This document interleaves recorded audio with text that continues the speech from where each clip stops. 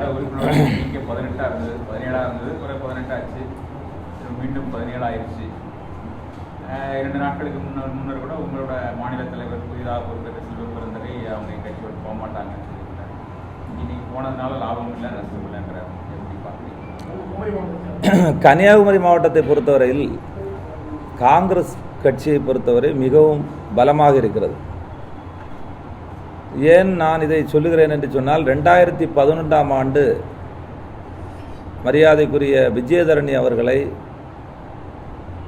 அவர்களுக்கும் இந்த தொகுதிக்கும் எந்த விதமான சம்பந்தமும் இல்லாமல் இருந்தாலும் கூட காங்கிரஸ் கட்சி ஒரு தாய்க்குலம் என்ற முறையில் அவர்களுக்கு தேர்தலில் போட்டியிடுவதற்கான வாய்ப்பை வழங்கியது. உண்மையாக சொல்லப்போனால் விஜயதரணிக்கு முகவரி கொடுத்ததே காங்கிரஸ். ஏனென்றால் விஜயதரணிக்கு என்று அங்கே கன்னியாகுமரி மாவட்டத்தில் அவருடைய சொந்த இடம் கன்னியாகுமரி மாவட்டமாக இருந்தாலும் கூட அவர்கள் முழுவதுமாக சென்னையில் தான் அவர்கள் வசித்து வந்தவர். அப்படிப்பட்ட நிலையில் அவர்களுக்கு தேர்தலில் டிக்கெட் வழங்குவதற்கு வாய்ப்பு கொடுக்கப்பட்டு அவர்கள் கை சின்னத்தில் போட்டியிட்டார்கள். 2011ஆம் ஆண்டு முதல் தேர்தல், 2016ஆம் ஆண்டு 2வது தேர்தல், அதற்கு பிறகு 3வது முறையாக 2021ஆம் ஆண்டு 3வது தேர்தலில் போட்டியிட்டார்கள். 3 தேர்தலிலும் முழுமையாக அவர்களுக்கு அங்கீகாரம் கொடுத்தது காங்கிரஸ் கட்சி. ஆனால் இன்றைக்கு காங்கிரஸ் கட்சிக்கு பச்சை துரோகம் செய்துவிட்டு முழுக்க ஒரு சுயநலமாக இன்றைக்கு பாரதிய ஜனதா கட்சியில் தன்னை இணைத்திருக்கிறார்கள். சட்டமன்ற உறுப்பினர் என்ற முறையில் நான் ஒன்றை சொல்லிக்கொள்வது, இன்றைக்கு அகில இந்திய அளவில் இருக்கின்ற பாரதிய ஜனதா கட்சிக்கும் அகில இந்திய அளவில் இருக்கின்ற காங்கிரஸ் கட்சிக்கும் எங்களுடைய காங்கிரஸ் கட்சியினுடைய கொள்கை வேறு, பாரதிய ஜனதா கட்சியினுடைய கொள்கை வேறு. இந்த 2 கொள்கைக்கும் எந்த விதத்திலும் ஒத்துப்போகாது.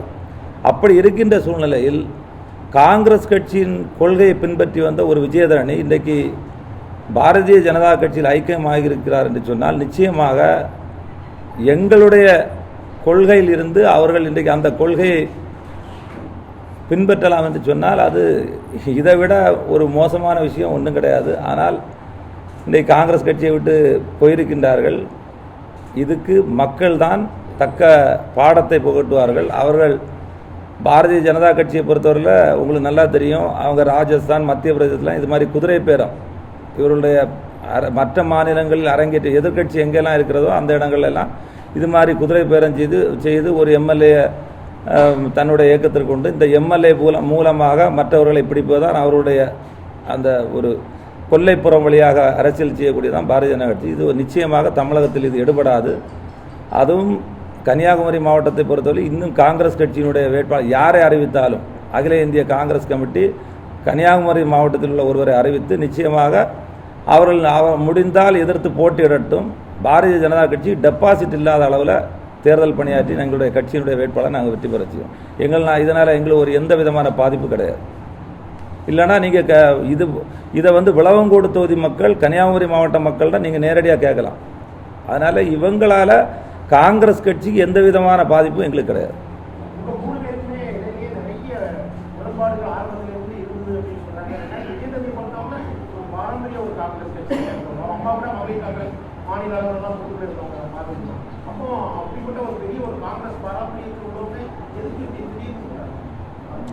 அதாவது காங்கிரஸ் கட்சி இதுக்கு மேலே அவங்களுக்கு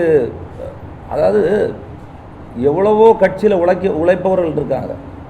ஆனால் ஒரு பெண் என்ற முறையில், ஒரு தாய்க்குலம் என்ற முறையில் அவர்களுக்கு அந்த சீட்டை வழங்கியது. 2011ஆம் ஆண்டு அவர்கள் தேர்தலில் போட்டியிடுவதற்கு அவங்க சென்னையிலேருந்து வர்றாங்க. வரக்கூடிய டைமில் அவ்வளோ மிகப்பெரிய எதிர்ப்பு அங்கே இருந்தது. அதாவது கன்னியாகுமரி மாவட்டத்தில் இருக்கவங்களுக்கு தான் சீட்டு கொடுக்கணும், நீங்கள் வெளியிலேருந்து இறக்குமதி பண்ணக்கூடாதுன்னு அப்படி மிகப்பெரிய எதிர்ப்பு இருந்த பிறகும் அகில இந்திய காங்கிரஸ் கமிட்டி தலைமை ஒரு வேட்பாளரை அறிவித்ததனால் ஒரே குடையின் கீழ் அனைவரும் எந்த விதமான கருத்து வேறுபாடு இல்லாமல் கட்சி வேலையை ஒழுங்காக செய்து மிகப்பெரிய ஓட்டு வித்தியாசத்தில் அவர்கள் ஜெயித்தார்கள். இதை விட காங்கிரஸ் கட்சி 3 தடவை ஒருத்தங்களை எம்எல்ஏ ஆகியிருக்காங்க. இதை விட காங்கிரஸ் கட்சி என்ன செய்யும்?